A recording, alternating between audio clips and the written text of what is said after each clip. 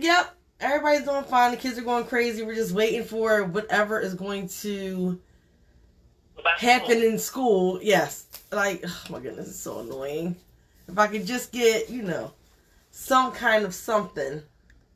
So you can know, yeah. Yes, that's all I need to know. I just need to know something. Good morning, everybody joining in on the live page.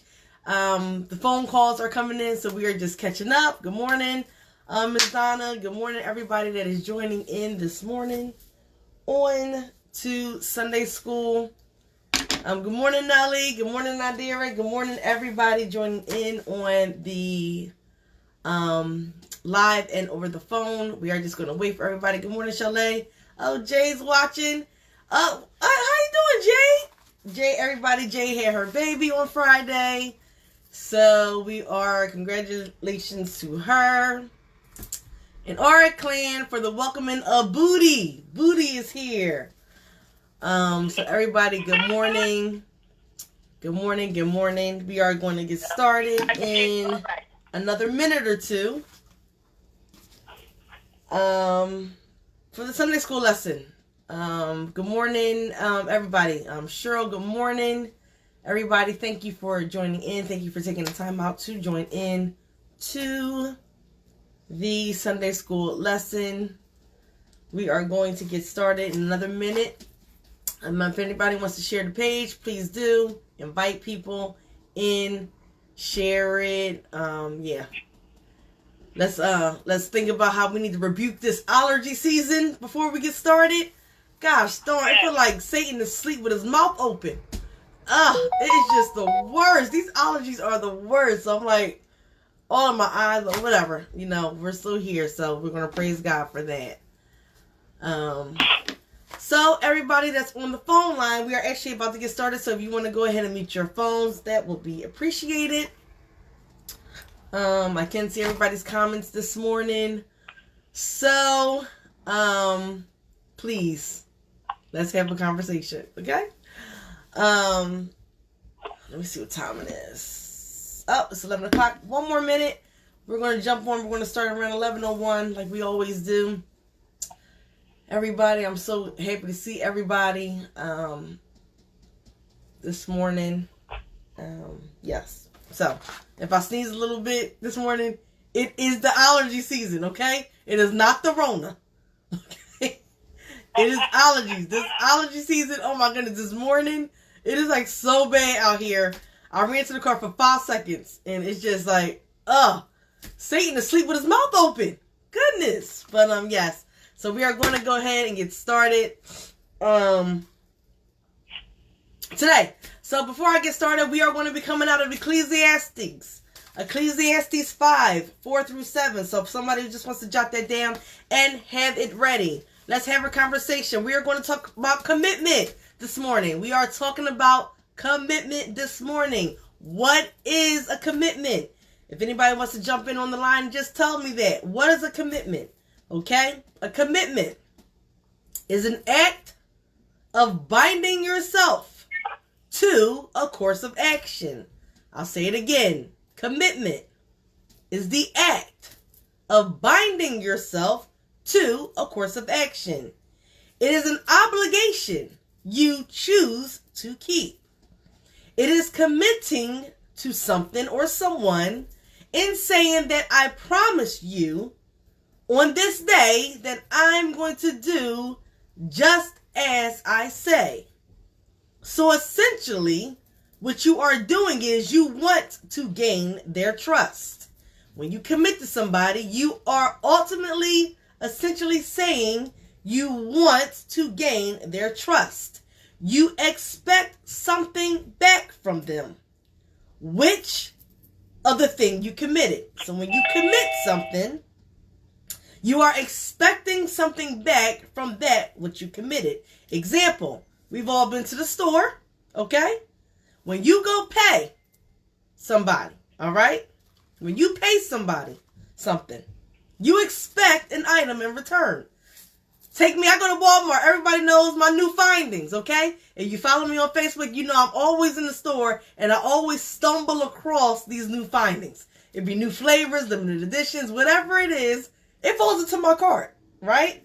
But when I pay for it, I expect the product to withstand what I paid for. So if I paid for caramel Apple Jacks, I expect some caramel up in those Apple Jacks, okay? That's my expectation because I've paid for it, all right? So in hindsight, when you commit to something, it is a binding contract. When you enter into a commitment, the receiver now has the obligation to uphold their end of the deal, or they shall face penalty.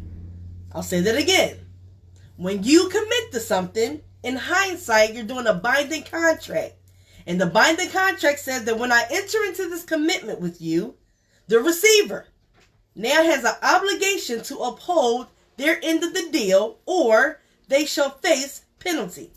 So if you get a product and it's not what you expected, what do? How many times have you gone home, it was either too small, or the colors was fading, or the product didn't work, something happened, what did you do? You can either return it, you can exchange it, get your money back, or the company will lose themselves a customer. Those 4 things can happen. Or you also could just deal with it. There's a lot of times I just don't feel like going back to the store, and I just deal with it, right? But then the sits there and it goes to waste. But you can return it, you can exchange it, you can get your money back, or the business will lose a customer. Okay? So, we're doing a commitment lesson this morning, and I want you all to know something. As I was preparing this lesson this morning, God started to speak to me. He said, before any of us was even born, God committed to being the father of this world. He made a commitment by saying, I promise to do just as I say I'm going to do on this day. But when he made that commitment, just like when you make a commitment at a store, it was in hopes of gaining our what? Our trust. It was in hopes of gaining our love. It was in hopes of gaining our unwavered minds. It was in hopes of gaining living by godly standard. It was in hopes of living, of retrieving humbleness. We got to understand something, that we're not going to win every battle. Yesterday, I didn't really get into it with this girl, but me and her, we didn't really have words, but she said something, and I could have destroyed her entire life with one sentence. But God is working on me on being humble. Okay? So she going back and forth, saying whatever she got to say. And I could have very well said one sentence. I would have destroyed her life. But I chose to be humble and to be quiet and walk away. And that is something that God is working on me. Because, honey, there are times that I just would have said it. And then, whatever followed up, I would have been ready. But God is working on me being humble. And saying, Kim, you ain't got to win every battle. So he wants us to know this morning, we ain't got to win every battle. Because he's expecting us to be humble. All right?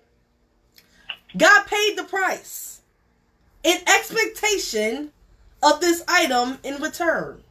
So when we go and we commit to buying something from the store, we pay our money, God already paid the price in expectation of the item above to return.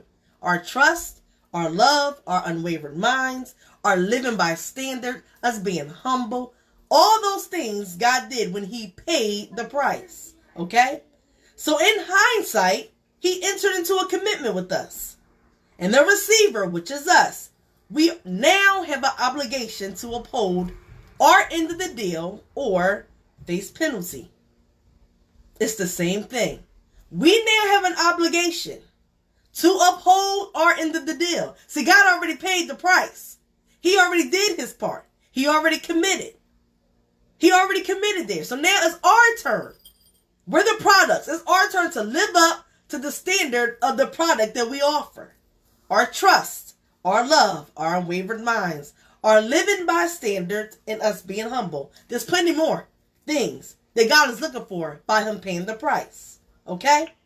But guess what? The product that God receives is not what's expected. So take your mind back to that situation where you bought something and the product wasn't of quality. How angry were you? How disappointed were you? Did you take it back? What did you do with that product? Did you write to the company? I'm telling you, I'm one. I'll write to the company in a minute. One time pause this real quick. One time I was at McDaniels. I told them to give me a 20-piece nugget. Okay, I got 4 kids. All right. So I was going to split it up between all of them. I get home, 16 nuggets. I was hot. I wrote to the company, and I was expecting them to respond to me. They did respond. I was VIP member of the month. I think we got like 20 meals for free. But in any event, what do you do when the product doesn't live up to your expectations? The product, us in this world, we are not living up to the expectations.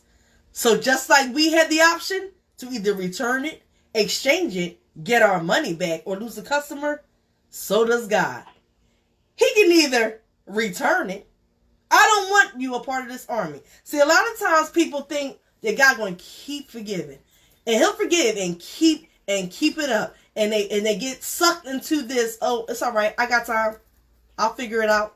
That's what we automatically expect. But eventually, everything has a running out time.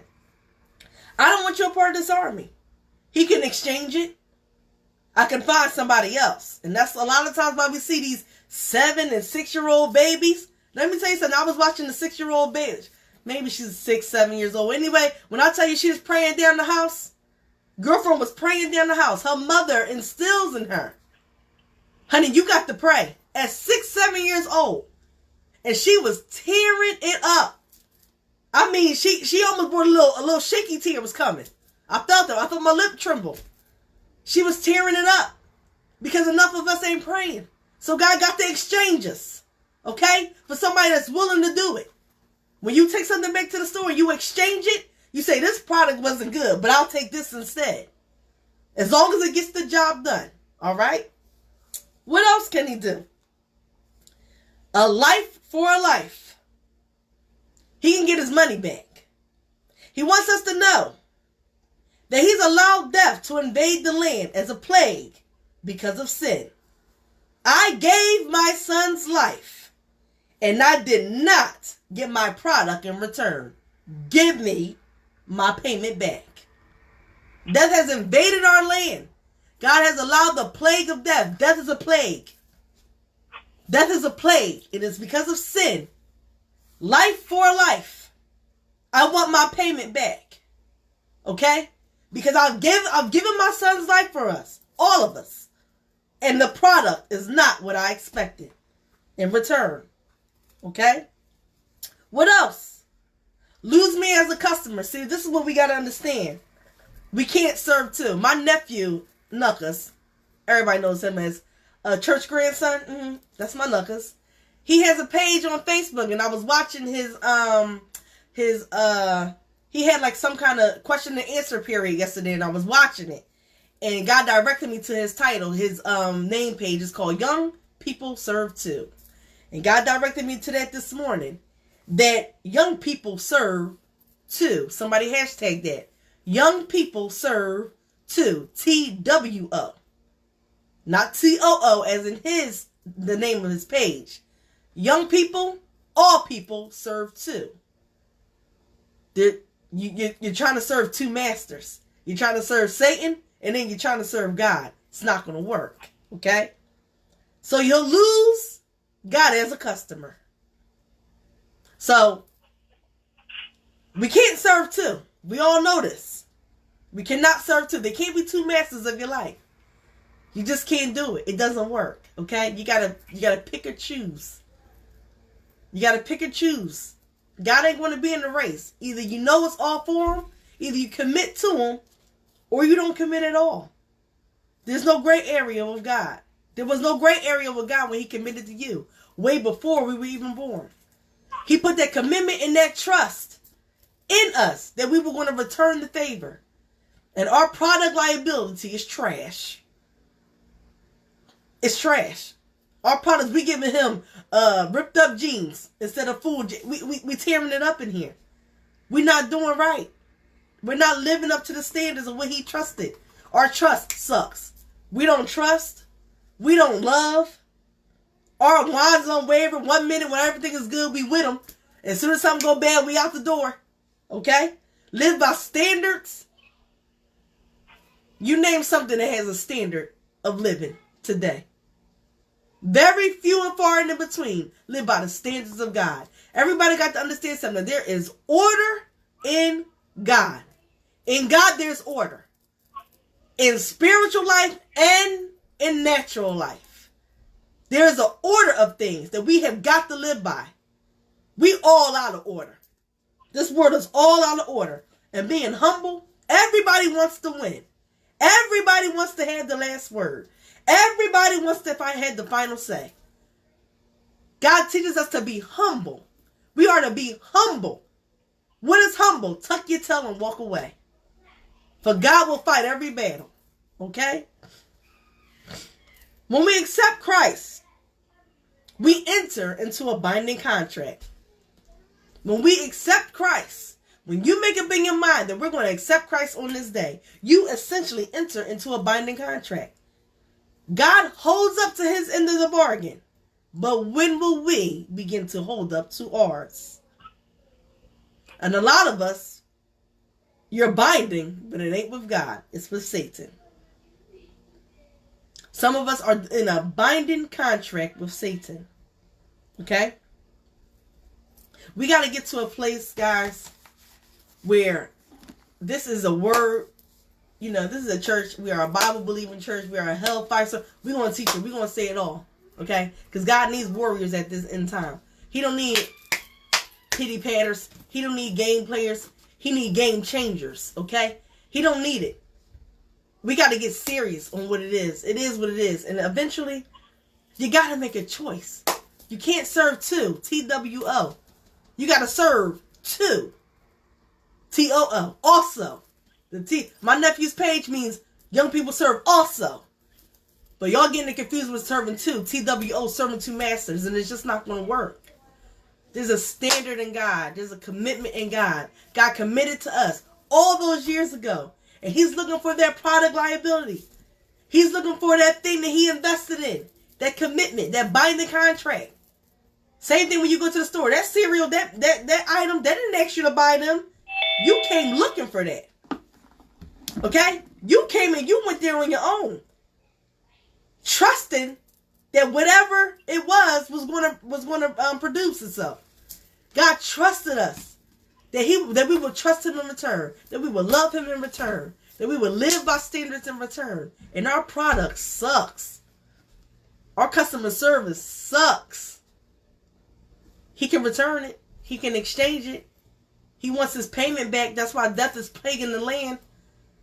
It's almost the same thing. I had posted in 2016 about death plaguing the land and how we were in a death do us part relationship. That it was either you live for God or die. And if you didn't die, a loved one was going to die. I said that in 2016. If you go to my timeline, I reshared it. 2016, I put up a post. And it said, till death do us part. 2016, this is now 4 years later. And look what has invaded our land. Death. My mother called all of us, well, I don't know if she called all of us, but I know she called me. She did a roll call one day this week. Making sure that we all made it through the night.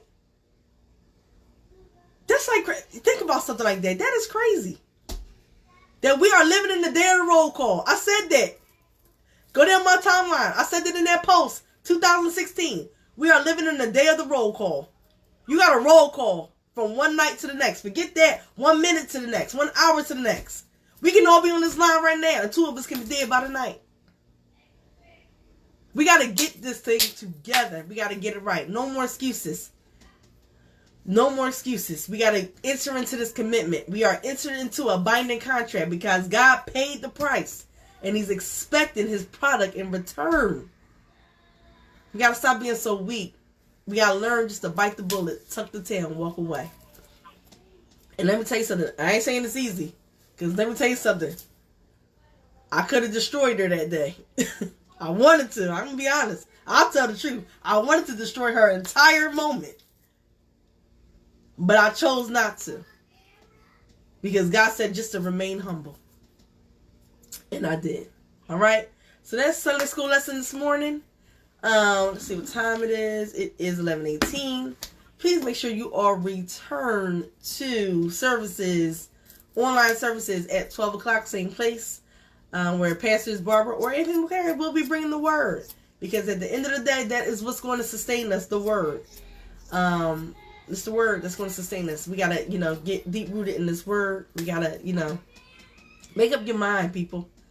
Oh, again, anybody, Ecclesiastes 5:4-7 tells us about making commitments to God. It's better to shut your mouth than to make a promise or go into a commitment to God and not end up to it. Or a promise to anybody. Watch your mouth. Watch what you say. Watch your oath. Whatever you promise, deliver it. For it's better than you just to remain quiet. Amen. So, everybody, you all have a blessed day. I'm about to go take another Benadryl. I've already taken like 2. And, yeah. Hopefully, Satan wakes up and shuts his mouth because these allergies are just straight from him. All right? All right, everybody, have a good day. God bless.